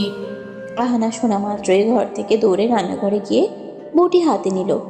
বিয়ে অন্য কোথাও ঠিক করলে আমি নিজের গলা কেটে ফেলবো, হয় আকাশ না হয় কবরস্থান, বলে দিলাম। আহানার বাবা মা দৌড়ে এসে বটি সরিয়ে কোনো মতে ওকে থামায়। দুজনেই চিন্তায় পড়ে যায় একে নিয়ে কী করবে এবার। রাতে আহানা আবার আকাশের অন্য একটা নাম্বারে মেসেজ দিল। ব্লক হওয়ার ভয়ে সে এবার অন্য ফোন দিয়ে করলো। সে একটা ভিডিও মেসেজ পাঠালো, যেখানে সে রেল লাইনের ধারে দাঁড়িয়ে আছে। ভিডিওতে আহানা বলছে, আকাশ সাহেব, তুমি আমাকে অপমান করছো তো? ঠিক আছে, কাল সকালে সূর্য যদি আমি না দেখি তবে বুঝবা আমি তোমার অপমান সইতে না পেরে রেল লাইনে মাথা দিচ্ছি। মরার সময় শুধু তোমার নামটা বলে যাব। টাটা স্বামী সাহেব। আকাশ মেসেজটা দেখেই সোফা থেকে লাফ দিয়ে উঠল। সে জানে আহানা একটা আস্ত পাগল, ও যা খুশি করতে পারে। আকাশের হাত পা কাঁপতে শুরু করলো। সে আসমাকে ডেকে ভিডিওটা দেখালো। আসমা, তোর এই বান্ধবী কি সত্যিই মারা যাবে? ও তো আজ তো একটা সাইকো। আমি এখন কি করব? ও যদি কিছু করে ফেলে তবে তো আমার নামে কেস হবে। আমি তো তোকে আগেও বলেছি ভাইয়া, ও সাধারণ মেয়ে না। ও বিয়ে পাগল ঠিকই, কিন্তু ওর জেদ আগুনের মতো। তুই ওকে একটা বার বুঝিয়ে বল না। আকাশ অস্থির হয়ে পায়চারি করতে লাগলো। সে বুঝতে পারছে না এই আপদের হাত থেকে সে কিভাবে বাঁচবে। একদিকে আহানার প্রতি তার প্রচণ্ড বিরক্তি, অন্যদিকে একটা প্রাণের মায়া। আকাশ ফোন হাতে নিয়ে আহানাকে কল দিল, কিন্তু আহানা ফোন রিসিভ করছে না। আকাশ বিড়বিড় করলো, মেয়েটা কি আসলেও চলে গেল? না না, ও তো আমাকে পাগল বানিয়ে ছাড়বে। আকাশ দ্রুত বাইকের চাবি নিয়ে ঘর থেকে বের হলো। তার মনে এক অদ্ভুত ভয় আর বিরক্তি কাজ করছে। আহানা চৌধুরীর পাগলামি এবার আকাশকে সত্যিই খাঁচার ভেতর ঢুকিয়ে ফেলেছে। রাত তখন একটা, চারদিকে ফুটফুটে অন্ধকার। আকাশ বাইক নিয়ে ঝড়ের গতিতে রেল লাইনের দিকে ছুটছে। তার মাথায় শুধু আহানার সেই ভিডিওটা ঘুরেছে। মেয়েটা কি আসলেও মরতে গেছে, নাকি এটা ওর নতুন কোনো চাল? আকাশের রাগ এখন আকাশ ছোঁয়া, কিন্তু যদি সত্যিই মেয়েটা কোনো অঘটন ঘটায় তবে তার ক্যারিয়ার, সম্মান সব ধুলোয় মিশে যাবে। ট্রেন লাইনের ধারে বাইক থামিয়ে আকাশ চিৎকার করে ডাকতে লাগলো, আহানা, কোথায় আপনি? বের হয়ে আসেন। এই মাঝরাতে এসব ফাজলামি করার মানে কি? হঠাৎ অন্ধকারের ভেতর থেকে একটা ছায়া বেরিয়ে এলো। ল্যাংচাতে ল্যাংচাতে লাঠিতে ভর দিয়ে আহানার সামনে এসে দাঁড়ালো। তার চোখে জল, কিন্তু মুখে অদ্ভুত হাসি। আসছো? আমি জানতাম তুমি আসবা। আমাকে মরতে দিবা না তুমি। ওগো, এই নির্জনে আমাকে কি একটা বার বউ বলে ডাকবা না? আপনাকে বউ বলবো? আপনার কি মাথা খারাপ হয়েছে? আপনার এই সস্তা নাটকের জন্য আমি মাঝরাতে ঘর থেকে বের হতে বাধ্য হয়েছি। আপনি কি জানেন আপনার জন্য আমার ঘৃণা দিন দিন বাড়ছে? আপনি মরতে চান, মরেন, আমি দাঁড়িয়ে দেখব। কিন্তু এভাবে আমাকে ব্ল্যাকমেইল করার সাহস আর কোনো দিন দেখাবেন না। আহানা আকাশের বুকের উপর মাথা রাখতে চাইলো, কিন্তু আকাশ তাকে সজোরে ধাক্কা দিয়ে সরিয়ে দিল। আহানা পাথরের উপর পড়ে গিয়ে কুকিয়ে উঠল। আকাশ ঘৃণা ভরা চোখে তাকালো। আপনি একটা জঘন্য মেয়ে। ভালোবাসার নামে আপনি সার্কাস করছেন। আজ যদি আপনার কিছু হতো, পুলিশ আমাকে ধরতো, এটাই তো আপনি চেয়েছিলেন। আজ থেকে আমার কাছে আপনার কোনো অস্তিত্ব নেই। আপনি বাঁচলেন না মরলেন তাতে আমার কিচ্ছু যায় আসে না। আকাশ এক মুহূর্তও না দাঁড়িয়ে বাইক স্টার্ট দিয়ে চলে গেল। আহানা অন্ধকারের মাঝে পাথরের উপর বসে রইল। তার কপাল কেটে রক্ত পড়ছে, কিন্তু সে হাসছে। সে বিড়বিড় করল, তুমি আসছো আকাশ, এটাই আমার জয়। ঘৃণা করছো তো করো, ঘৃণা থেকেই ভালোবাসার জন্ম হয়। পরদিন আহানা আরও এক কাটি উপরে গেল। সে তার ভাঙা পা নিয়ে কলেজে গেল। তবে এবার তার সাথে ছিল 4-5 জন ছোট ক্লাসের ছেলে মেয়ে। তারা সবাই হাতে প্লে কার্ড নিয়ে আকাশের ডিপার্টমেন্টের সামনে দাঁড়িয়ে পড়ল। আহানা আকাশের ক্লাসের দরজায় একটা বড় স্টিকার লাগিয়ে দিল, এই রুমের ভিতর আমার হবু স্বামী ক্লাস করছে, ডিস্টার্ব করবেন না, সৌজন্যে আহানা চৌধুরী। আকাশ যখন ক্লাস থেকে বের হলো তখন পুরো করিডোরে হাসির রোদ। তার বন্ধুরা তাকে নিয়ে টিটকারি মারছে। আকাশ স্তম্ভিত হয়ে দরজার দিকে তাকালো। তার সম্মানের দেয়াল যেন ভেঙে চুরমার হয়ে যাচ্ছে। সে দেখলো আহানা দূরে দাঁড়িয়ে তাকে দেখে ফ্লাইং কিস দিচ্ছে। আপনি কি চান আমি আজই এই শহর ছেড়ে চলে যাই? আপনি কি চান আমি পড়াশোনা ছেড়ে দেই? আপনার এই পাগলামিতে আমি মানুষের কাছে হাসির পাত্র হচ্ছি। আপনার কি বিন্দুমাত্র কাণ্ডজ্ঞান নেই? কেন? আমি তো সবার কাছে আমাদের সম্পর্কের কথা জাহির করেছি। আকাশ, তুমি আমাকে যত অপমান করবে আমি তত বেশি তোমার নাম জপবো। তুমি আমাকে পিচ্চি বলো না, এই পিচ্চি মেয়েটাই একদিন তোমার ঘরের চাবি হাতে নিয়ে ঘুরবে। কোনো দিন না। আমি প্রিন্সিপাল স্যারের কাছে যাচ্ছি আপনার নামে নালিশ করতে। আপনাকে কলেজ থেকে রাস্ট্রিকেট না করা পর্যন্ত আমার শান্তি নেই। আপনি একটা বিষ আহানা, আপনি আমার জীবনের সবচেয়ে বড় অভিশাপ। আকাশ রাগে গটগট করে প্রিন্সিপালের রুমের দিকে হাঁটা দিল। আহানা তবুও পিছু ছাড়ল না। সে লাঠিতে ভর দিয়ে চিৎকার করে বলতে লাগলো, পুলিশ ডাকো, প্রিন্সিপাল ডাকো, সবাইকে দাওয়াত দাও আমাদের বিয়েতে। আমি কিন্তু বেনারসি কিনেই রাখছি। বিকেলে আসমা আহানাদের পাশে এলো। সে দেখলো আহানার বাবা আহানাকে মারার জন্য লাঠি হাতে তাড়া করছেন। আহানা ঘরের কোণে লুকিয়ে আছে। আজ তোকে আমি মেরেই ফেলবো। ওই ছেলের কলেজে গিয়ে তুই এসব কি করছিস? আমাদের কি সমাজে মুখ দেখানোর জায়গা রাখবি না? মুখ দেখানোর দরকার কি? আমি তো ঘোমটা দিয়ে ও বাড়িতে চলে যাব। তোমরা কেন বুঝছো না? আকাশ আমার নসিব। আসমা আহানার রুমে গিয়ে তাকে জড়িয়ে ধরে কাঁদতে শুরু করলো। আহানা তুই থামবি প্লিজ। ভাইয়া আজ বাসায় এসে পাগলের মতো নিজের বইপত্র সব ছিঁড়ে ফেলেছে। ও বলেছে ও আর বাঁচতে চায় না তোর যন্ত্রণায়। ও আজ বিকেলে ওর এক বন্ধুর বাসায় চলে গিয়েছে, ফিরবে না আর। তুই কি সত্যি ওর জীবনটা ধ্বংস করবি? ও বাসা ছেড়ে চলে গেছে কেন? ও কি আমাকে ভয় পায়? ভয় না আহানা, ও তোকে ঘৃণা করে। ও তোর ছায়াও দেখতে চায় না। তুই ওকে পাত্তাই দিচ্ছিস না। তোর এই একতরফা জেদ আমাদের দুই পরিবারকে শেষ করে দিচ্ছে। আব্বু আজ তোর বাবার সাথে ফোনে যা তা ব্যবহার করেছে। তুই কি এটাই চেয়েছিলি? আহানা কিছুক্ষণ চুপ করে থাকলো। তার চোখে প্রথমবারের মতো বিষণ্ণতা দেখা দিল, কিন্তু সেটা সেকেন্ডের জন্য। সে আসমার হাত ধরে বলল, ও যেখানেই যাক, আকাশ তো আর আকাশ ছেড়ে পালাতে পারবে না। আমি ঠিক খুঁজে বের করব। ও তো দূরে যাবে, আমাদের দূরত্ব তত কমবে। ও যত দূরে যাবে আমাদের দূরত্ব তত কমবে। তুই শুধু আমাকে ওর ঠিকানাটা দে। আসমা আহানার হাত ছটকা দিয়ে সরিয়ে দিল। তুই একটা সাইকো আহানা, তুই সুস্থ না। আমি আজ থেকে তোর সাথে সব সম্পর্ক শেষ করলাম। তুই আমার ভাইয়ের শত্রু, তুই আমারও শত্রু। আসমা ঘর থেকে বেরিয়ে গেল। আহানা একা রুমে বসে আকাশের একটা ছবির দিকে তাকিয়ে রইল। সে হাসলো, তবে সে হাসিতে মায়া নেই, আছে এক ভয়ঙ্কর জেদ। সে আকাশের ছবির কপালে একটা আঙ্গুল দিয়ে দাগ কেটে বলল, পালিয়ে বাঁচবো আকাশ সাহেব? এই অহনা চৌধুরীর নজর থেকে পালানোর মতো গর্ত এই দুনিয়ায় নাই। কাল দেখা হচ্ছে তোমার বন্ধুর বাসায়। আকাশ তার বন্ধু সজলের বাসায় আশ্রয় নিয়েছে। সে ভেবেছিল এখানে অন্তত ওই বিয়ে পাগল আপদটার হাত থেকে রক্ষা পাবে। কিন্তু সে জানতো না আহানা চাইলে গোয়েন্দা সংস্থার চেয়েও দ্রুত খবর বের করতে পারে। সে আসমার ফোন থেকে সজলের ঠিকানাটা চুপি চুপি কপি করে নিয়েছিল। রাত তখন 8টা। আকাশ আর সজল ড্রয়িং রুমে বসে কফি খাচ্ছিল। হঠাৎ কলিং বেল বেজে উঠল। সজল দরজা খুলতেই দেখলো এক হাতে ক্রাচ, অন্য হাতে একটা টিফিন ক্যারিয়ার নিয়ে এক তরুণী দাঁড়িয়ে আছে। কপালে ঘাম, কিন্তু চোখে এক অদ্ভুত বিজয়ের হাসি। কিরে সজল ভাই, তোমার বন্ধুকে আমার হাত থেকে লুকাতে পারলা না তো? ওগো স্বামী সাহেব, তুমি কি ভেবেছিলে সজলের ব্যাচেলর রুমে আমি আসতে পারবো না? এই দেখো তোমার জন্য গরম গরম তেহারি নিয়ে আসছি। আকাশের হাতের কফির কাপটা কেঁপে উঠল। সে রাগে সোফা থেকে উঠে দাঁড়ালো। তার ফর্সা মুখটা অপমানে আর রাগে টকটকে লাল হয়ে গেছে। আপনি কি মানুষ নাকি অন্য কিছু? আপনার কি কোনো আত্মসম্মান নেই?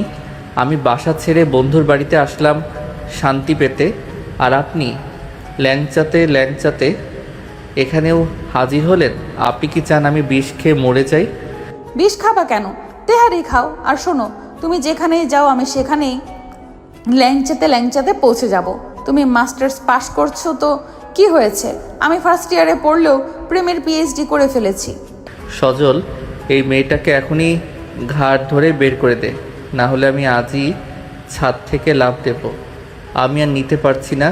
ও একটা বিষাক্ত লতা যে আমাকে শ্বাসরোধ করে মারতে চায়। এই সজল ভাই, খবরদার আমাকে ধরবেন না। আমি আপনাদের হবু ভাবি। আকাশ, তুমি আমাকে যতই ছোট করো না কেন, আমি তোমার ছায়ার মতো লেগে থাকবো। তুমি কাল থেকে আবার বাসায় ফিরবা, না হলে আমি এখানেই অনশন শুরু করব। আকাশ আর সহ্য করতে পারলো না। সে আহানাকে একরকম টেনে হিঁচড়ে সজলের বাসা থেকে বের করে লিফটের সামনে নিয়ে এলো। আহানা ক্রাচে ভর দিয়ে কোনো মতে দাঁড়িয়েছিল। আপনার মতো সস্তা মেয়ে আমি আমার জীবনে দেখি নাই। আপনার বাবা মা কি আপনাকে এই শিখিয়েছে যে রাস্তায় রাস্তায় ঘুরে একটা ছেলেকে ব্ল্যাকমেল করতে হয়? আপনার মতো মেয়েকে যদি আমি বিয়ে করি তবে আমার বংশের ইজ্জত ধুলোয় মিশে যাবে। আপনি একটা ডাস্টবিনের আবর্জনা যে আমি দুপায়ে মারিয়ে চলে যেতে চাই। ঘৃণা করি আপনাকে আহানা, ঘৃণা করি। আকাশ লিফটের বোতাম টিপে গটগট করে ভেতরে ঢুকে গেল। আহানা করিডোরে একা দাঁড়িয়ে রইল। আকাশের আবর্জনার শব্দটা তার কানে তীরের মতো বিঁধল, কিন্তু তার জেদ কমল না। সে মুচকি হেসে বিড়বিড় করল, আবর্জনা থেকেই তো সার হয় আকাশ সাহেব। তোমার জীবনের মরুভূমিতে আমি ফুল ফুটাবো, দেখে নিও। আহানা বাসায় ফিরে নতুন নাটক শুরু করলো। সে জানে আকাশ তাকে কোনোভাবেই মানবে না, তাই তাকে কাবু করতে হলে বড় কোনো ইমোশনাল ড্রামা দরকার। সে তার পড়ার টেবিলের ড্রয়ার থেকে এক গাদা ভিটামিন সি এর লাল ট্যাবলেট বের করলো। সেগুলোর খোসা ছাড়িয়ে সে গ্লাসে রাখলো। মা ঘরে ঢুকতে আহানা গ্লাসের পানিটা মুখে দিয়ে ওটা খাওয়ার ভান করলো। মা, আকাশ আমাকে আবর্জনা বলেছে। আমি আর বাঁচবো না। আমি এক গাদা ঘুমের ওষুধ খেয়ে ফেললাম। আকাশকে খবর দিও, সে যেন আমার কবরে অন্তত একটা গোলাপ দিয়ে যায়। মা তো চিৎকার করে পাড়া মাথায় তুললেন। বাবা দৌড়ে এলেন। আহানা চোখ বন্ধ করে বিছানায় শুয়ে পড়ল। বাবার সাথে সাথে আসমার বাবাকে ফোন দিলেন। ভাই সাহেব, আপনার ছেলের জন্য আমার মেয়েটা শেষ হয়ে যাচ্ছে। ও এক গাদা ঘুমের ওষুধ খেয়েছে। ও যদি মরে যায় তবে আমি আপনার ছেলের নামে খুনের মামলা দেব। খবরটা আগুনের মতো আকাশের কানে পৌঁছালো। আকাশ তখন সজলের বাসায় বসেছিল। খবরটা শুনে সে পাথর হয়ে গেল। সে কি সত্যি আহানাকে এত বড় বিপদে ফেলল? ঘৃণা থাকলেও কি একটা প্রাণীভাবে যেতে দেবে? আকাশের বাবা ফোনে আকাশকে ধমক দিলেন। আকাশ, তুই এখনই হাসপাতালে যা। ওই মেয়েটার যদি কিছু হয় তবে আমাদের সম্মান আর পুলিশ কেস সামলাতে পারবি না। যা বলছি কর। আকাশ অনিচ্ছা সত্ত্বেও হাসপাতালের দিকে রওনা হলো। তার মনের ভিতর ঘৃণা আর বিরক্তির চরম পর্যায়ে। সে ভাবছে, একটা মেয়ে কিভাবে একটা ছেলের জীবনকে এভাবে তছনছ করে দিতে পারে। হাসপাতালের বেডে আহানা শুয়ে আছে। সে জানে সে কোনো ওষুধ খায়নি, কিন্তু ডাক্তারকে বাবা মা অনেক অনুরোধ করে স্যালাইন দিয়ে রেখেছেন। আকাশ ওয়ার্ডে ঢুকতে আহানা এক চোখ খুলে তাকিয়ে হাসল। ড্রামা তো ভালোই পারেন। ঘুমের ওষুধ খেয়েছেন, মরে কেন গেলেন না? মরলে অন্তত আমার জীবনটা শান্ত হতো। আপনি কি ভেবেছেন এভাবে মরে যাওয়ার ভয় দেখিয়ে আমাকে বিয়ে করবেন? ওগো, তুমি আসছো? আমি তো তোমার জন্যই যমরাজের সাথে ফাইট করে ফিরে আসলাম। বলো, এখন অন্তত কবুল বলবা? কখনো না। আপনি যদি এখানে মরেও যান তবুও আমি আপনার লাশটা দেখতে আসবো না। এই স্যালাইনের সুচ আপনার শরীরে নয়, আমার কলিজায় বিচ্ছে আপনার এই ন্যাকামির জন্য। আমি আজই ঢাকা ছেড়ে চলে যাচ্ছি। আপনি খুঁজে পাবেন না আমাকে। ভালো থাকবেন আপনার এই বিয়ে পাগল পাগলামি নিয়ে। আকাশ এক মুহূর্ত না দাঁড়িয়ে ওয়ার্ড থেকে বেরিয়ে গেল। আহানার বাবা মা আকাশের পথ আটকাতে চেয়েছিলেন, কিন্তু আকাশের চোখের ভয়ঙ্কর ঘৃণা দেখে কেউ আর সাহস পেল না। আহানা স্যালাইনের পাইপটা নিজের হাত থেকে ছিঁড়ে ফেলল। তার চোখ এখন আগুনের মতো জ্বলছে। সে বুঝতে পারছে আকাশ তাকে কোনোভাবেই মানবে না, কিন্তু আহানাও তো আহানা চৌধুরী। সে বিড়বিড় করল, ঢাকা ছেড়ে পালাবা? পালাও। এই অহনা চৌধুরী যদি তোমার বাসর ঘরের খাটে বসে থাকতে না পারে তবে আমার নামও অহনা না। বাঘিনী এবার তার শিকার ধরবে। আকাশ সাহেব, প্রস্তুত থেকো। হাসপাতালের সাদা চাদরে শুয়ে আহানা যখন দেখলো আকাশ তার উপর তীব্র ঘৃণা নিয়ে ঘর থেকে বেরিয়ে যাচ্ছে, তখন তার ভেতরে এক ভয়ঙ্কর জেদ জেগে উঠল। আকাশ দরজা পর্যন্ত পৌঁছানোর আগে আহানা বেডের পাশে থাকা ফলের ছুরি থেকে ধারালো ছুরিটা তুলে নিল। আকাশ সাহেব, তুমি আমাকে ফেলে চলে যাচ্ছ? এই দেখো তোমার জন্য এই হাতে কত রক্ত। বলেই আহানা নিজের বাম হাতের কবজিতে এক পোষ বসিয়ে দিল। রক্তের ফিনকি দিয়ে চাদর ভিজে গেল। আহানা ব্যথা কোকড়ানোর বদলে এক বিভৎস হাসি দিচ্ছিল। আহানা, এ কি করলি তুই? বাঁচাও, কেউ বাঁচাও। দরজার কাছে গিয়ে আকাশ থমকে দাঁড়ালো। পেছন ফিরে তাকাতেই তার রক্ত হিম হয়ে গেল। আহানা রক্তাক্ত হাতটা তুলে আকাশের দিকে তাকিয়ে ফিসফিস করে বলল, বলো বিয়ে করবা কিনা, না হলে আবার গলা কাটবো। আকাশ এক মুহূর্তের জন্য স্তব্ধ হয়ে গেল। তার চোখের সামনে একটা জীবন্ত মেয়ে নিজের জীবন নিয়ে জুয়া খেলছে। সে দৌড়ে ফিরে এসে আহানার হাতটা চেপে ধরল। আপনি কি আস্ত একটা সাইকো? কেন এমন করছেন ডাক্তার? জলদি আসুন। আহানা অজ্ঞান হয়ে যাওয়ার আগে আকাশের শার্টের কলার ধরে। কবুল বলো, বিয়ে করবা? আকাশ অনিচ্ছা সত্ত্বেও কেবল প্রাণ বাঁচাতে বলে ওঠে, হ্যাঁ করব, বিয়ে করব আমি আপনাকে। আগে সুস্থ হন, প্লিজ থামুন। আহানা এক তৃপ্তির হাসি দিয়ে আকাশের বুকে জ্ঞান হারালো। আকাশ তখন পাথর হয়ে দাঁড়িয়েছিল। সে জানতো সে কেবল একটি জীবন বাঁচাতে এই মিথ্যা প্রতিশ্রুতি দিয়েছে, কিন্তু এই প্রতিশ্রুতি তাকে এক অন্ধকার গহ্বরে নিয়ে যাচ্ছে। আহানা সুস্থ হওয়ার পর দুই পরিবারের মধ্যে এক থমথমে মিটিং হলো। আকাশের বাবা মা প্রথমে রাজি ছিলেন না, কিন্তু আহানার পাগলামি আর আত্মহত্যার চেষ্টা দেখে তারা ভয় পেয়ে গেলেন। তারা বুঝলেন এই মেয়েকে আকাশের গলায় না ঝুলালে সে সত্যিই কোনোদিন জান দিয়ে দেবে। আকাশের মা বললেন, আকাশ, তুই ওকে বাঁচাতে বিয়েটা কর বাবা, অন্তত ও বেঁচে তো থাকবে। আকাশ নির্বাক। তার চোখে সেই স্বপ্ন, সেই মাস্টার্সের উজ্জ্বল ক্যারিয়ার, সব যেন এক বিয়ে পাগলির জেদের কাছে হেরে গেল। আসমা আহানার উপর চরম রেগে আছে। সে আহানার রুমে গিয়ে বলল, তুই যা করলি আহানা, এটাকে ভালোবাসা বলে না, এটাকে ব্ল্যাকমেল বলে। তুই আমার ভাইয়ের জীবনটা তছনছ করে দিলি। তুই বুঝবি না আসমা, তোর ভাই হলো একটা কঠিন পাথর আর আমি হলাম ঝর্ণা। পাথরকে ক্ষয় করেই আমি ওর মনের রাস্তা বানাবো। তোর ভাই যখন আমাকে ঘৃণা করে তো কি হয়েছে? ঘৃণা থেকেই তো আসল রোম্যান্স শুরু হয়। অবশেষে সেই দিন এলো। আহানা লাল বেনারসি পরে এক হাতে ব্যান্ডেজ আর অন্য হাতে মেহেদি নিয়ে বাসর ঘরে বসে আছে। তার মুখে কোনো ক্লান্তি নেই, বরং এক আকাশ জয় করার আনন্দ। আকাশ রুমে ঢুকলো রাত 12টায়। তার মুখে কোনো হাসি নেই, বরং একরাশ বিরক্তি আর রাগ। আকাশ খাটের এক কোণে গিয়ে বসলো। আহানা গুটি গুটি পায়ে এগিয়ে গিয়ে আকাশের একদম গায়ের সাথে লেপটে বসলো। গায়ে পড়ছেন কেন? শোনেন আহানা, আপনাকে আমি ভালোবেসে বিয়ে করিনি, কেবল একটা লাশ দেখার ভয়ে এই নাটক করেছি। আপনি আমার ছোট বোনের বান্ধবী। আমার চোখে আপনি কেবলই একটা অবুঝ পিচ্ছি। আমার বউ হওয়ার যোগ্যতা আপনার নেই। আকাশ ছিটকে সরে যায়। আহানা খিলখিল করে হেসে আকাশের গলার টাই ধরে টান দিয়ে বলে, যোগ্যতা দিয়ে কি হবে স্বামী সাহেব? আমি তোমার রেজিস্ট্রি করা বউ, আর তুমি যে বললে ভালোবাসো না। আচ্ছা, না বাসলে কেউ এভাবে দৌড়ে এসে রক্তমাখা হাত চেপে ধরে? তুমি আমাকে ভালোবাসো, কিন্তু তোমার ওই পচা ইগো স্বীকার করতে দিচ্ছে না।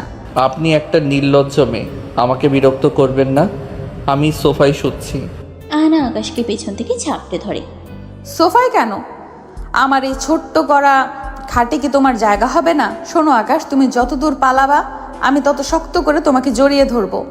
আহানা জোর করে আকাশের চিবুক ধরে একটা চুমু খাওয়ার চেষ্টা করলো। আকাশ লজ্জায় আর রাগে চাচাতেও পারছে না, কারণ বাইরে আব্বু আম্মু আছে। আকাশ তো হস্তদস্তি করে। ছাড়ুন আমাকে। এটা কি ধরনের ছ্যাঁচড়ামি? আপনি কি জোরাজোরি করে ভালোবাসা পেতে চান? জোরাজোরি না সাহেব, আদর।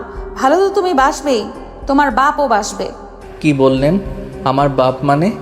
আপনি আমার বাবাকে নিয়ে কথা বলছেন? আরে না, ওটা তো কথার কথা।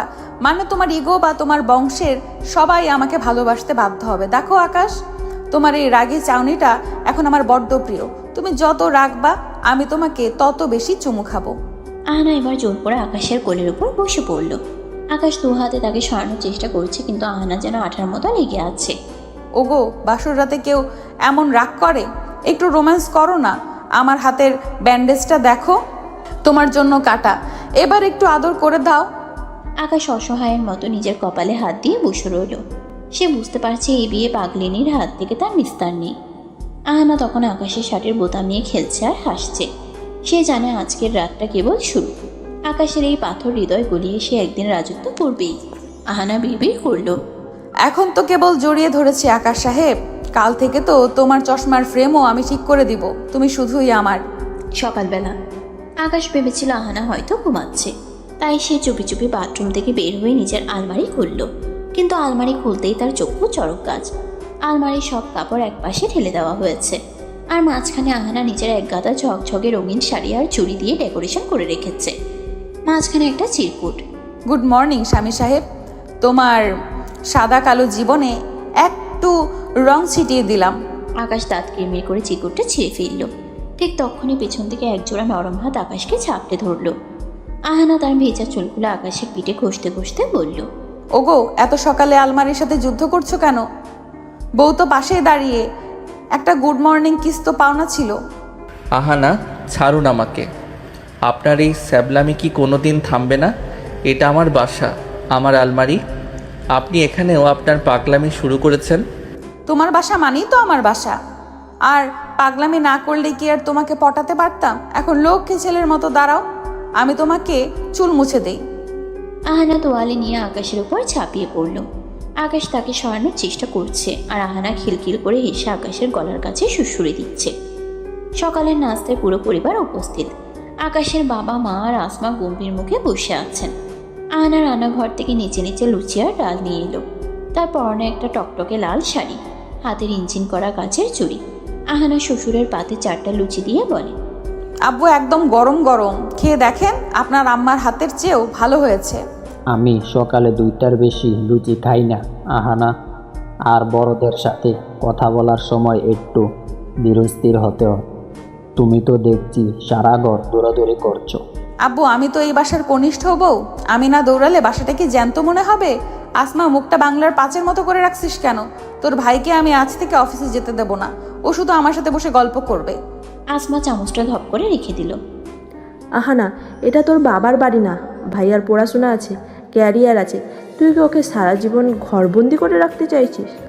আহানা আকাশের দিকে তাকিয়ে চোখ মেরে বলে, ক্যারিয়ার দিয়ে কি হবে আসমা? আমি তোর বড় ক্যারিয়ার, কি বলো ওগো? আকাশ নাস্তা না করে টেবিল থেকে উঠে গেল। সে বুঝতে পারছে এই মেয়ের সাথে তর্কে জেতা অসম্ভব।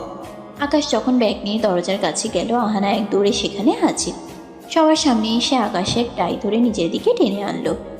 আহানা, আব্বু আম্মু দাঁড়িয়ে আছে, ছাড়ুন। আহানা সবার সামনে আকাশের কপালে একটা শব্দ করে চুমু দিয়ে বলে, অফিস থেকে ফেরার সময় আমার জন্য 1 প্যাকেট নীল চুড়ি আর ডজনখানেক চকলেট নিয়ে আসবা, না আনলে কিন্তু আমি তোমার অফিসের নিচে গিয়ে অনশন শুরু করব। আকাশ লজ্জায় আর অপমানে মাথা নিচু করে বাসা থেকে বেরিয়ে গেল। পেছনে আসমা আর তার মা আগে গজগজ করতে লাগলেন। তাদের আদরের শান্ত ছেলেটাকে এই মেয়েটা যেন পুরো ভেড়া বানিয়ে ছাড়ছে। আকাশ অফিসে বসে একটা সিরিয়াস মিটিং করছিল। হঠাৎ তার ফোনে একটা ভিডিও কল এলো। আহানার কল। আকাশ রিসিভ করতেই দেখলো আহানা বাথটাবে বসে আছে, কিন্তু সে চুলে শ্যাম্পু মাখছে আর গান গাইছে।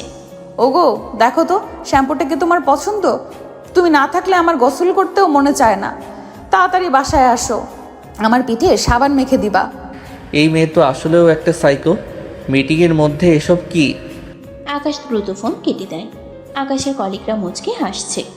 আকাশের মনে হচ্ছে সে মাটির নিচে ঢুকে যায়। বিকালে আকাশ পাশে ফিরতেই দেখলো ড্রয়িং রুম অন্ধকার, শুধু কয়েকটা মোমবাতি জ্বলছে।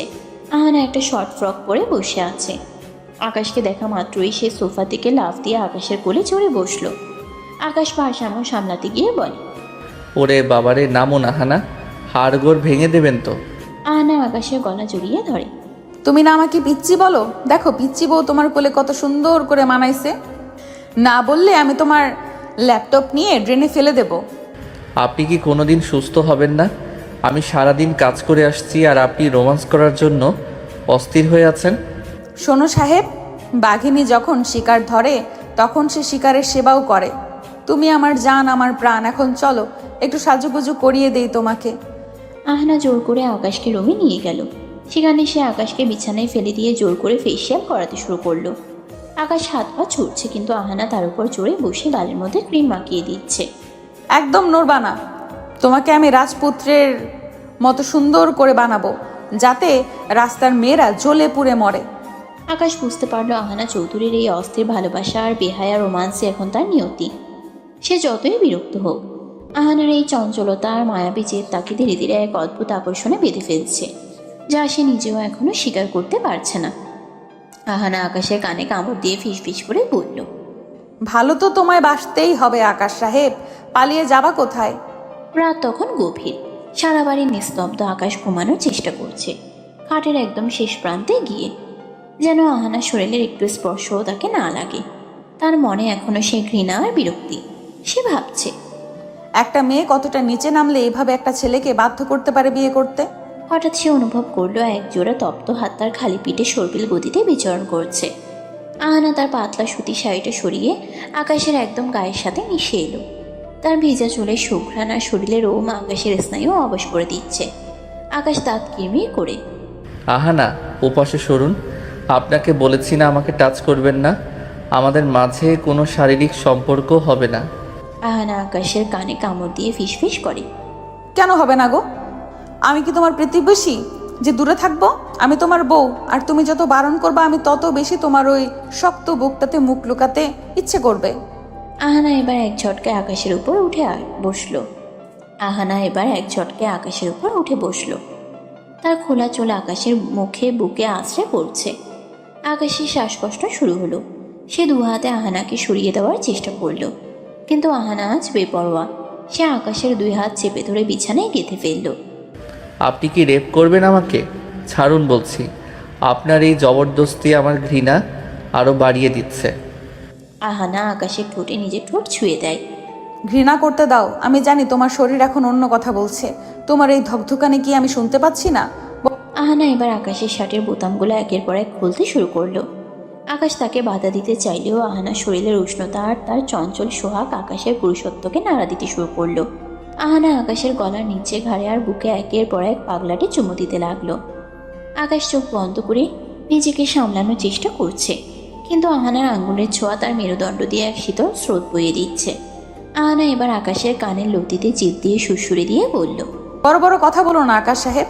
তুমি যতই বলো আমাকে পছন্দ করো না, তোমার এই গরম নিঃশ্বাস বলছে তুমি আমার নেশায় বুঁদ হয়ে আছো। আকাশের শরীরের নিয়ন্ত্রণ এবার আলগা হয়ে এলো। সে অবচেতনভাবে আহানার কোমর জড়িয়ে ধরল। আহানা এক বিজয়ী হাসি হাসল। সে জানতো এই পাথরের দেয়াল ভাঙতে তাকে আগুনের মতো উত্তপ্ত হতে হবে।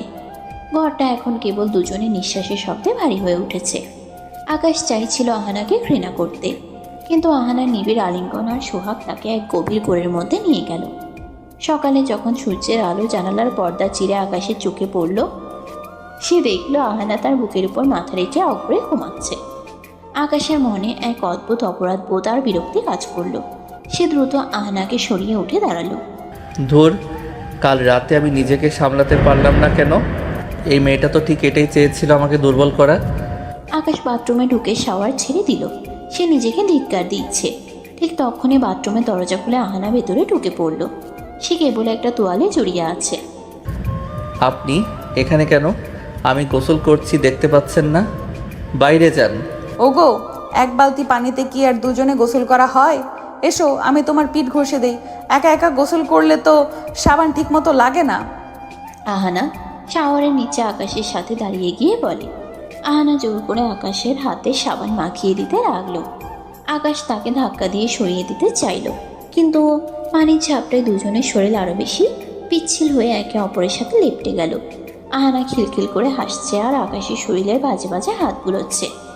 আকাশ বিরক্ত হয়ে তাকে ধাক্কা দিয়ে দরজা বন্ধ করে দিল। আহানা তখনও বাইরে দাঁড়িয়ে খিলখিল করে হাসছে।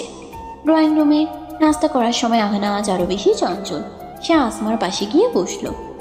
আসমা, কাল রাতে তোর ভাইয়া যা রোমান্টিক ছিল না, ওফ, আমি তো ভেবেছিলাম ও শুধু বই পড়তে জানে, কিন্তু ও তো ভালোবাসতেও ওস্তাদ।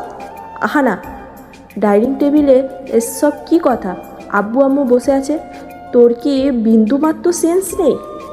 অহনা, এই বাড়ির একটা আদব লেহাজ আছে। তুমি আসমার বান্ধবী হতে পারো, কিন্তু এখন এই বাড়ির বউ। একটু সংযত হয়ে কথা বলো। আহানা শাশুড়ির পাতে ডিম পোস দিয়ে বলে। মা গো, সংযত থাকলে কি আর আপনাদের ছেলেকে পটাতে পারতাম? ও তো ছিল একটা আস্ত রোবট। আমি আসছি বলেই তো এখন মানুষ হচ্ছে। কি বলো গো স্বামী সাহেব? আকাশ মুখ নিচু করে নাস্তা গিলছে। তার মনে হচ্ছে সে কোনো এক সার্কাসের মাঝখানে বসে আছে। সে দ্রুত খাওয়া শেষ করে উঠে দাঁড়ালো। আমি আজ লাইব্রেরিতে যাব, ফিরতে রাত হবে। আহানা আকাশের ব্যাগটা কেড়ে নিয়ে বলে, লাইব্রেরি? না না, আজ আমরা সিনেমা দেখতে যাব। আমি টিকিট কেটে ফেলেছি, আর তুমি যদি না যাও তবে আমি তোমার ওই সব দামি দামি থিসিসের পেপার দিয়ে আজ চুলা জ্বালাবো। আকাশ অসহায়ের মতো আসমার দিকে তাকালো। আসমা শুধু মাথা নিচু করে রইল। সে জানে আহানা যা বলে তা করেই ছাড়ে। বিকেলে আকাশকে জোর করে শপিং মলে নিয়ে গেল আহানা। সে আকাশকে দিয়ে জোর করে নিজের জন্য অন্তর্বাস কেনাতে চাইল। আহানা, এটা কি করছেন? লোকজন দেখছে। আমি এসব সেকশনে ঢুকবো না। আহানা আকাশের হাত ধরে টেনে নিয়ে বলে, কেন ঢুকবা না? তুমি না দেখলে আমি পরবো কার জন্য? এই যে লাল রংটা দেখো, এটা পরলে আমাকে কেমন লাগবে বলো তো?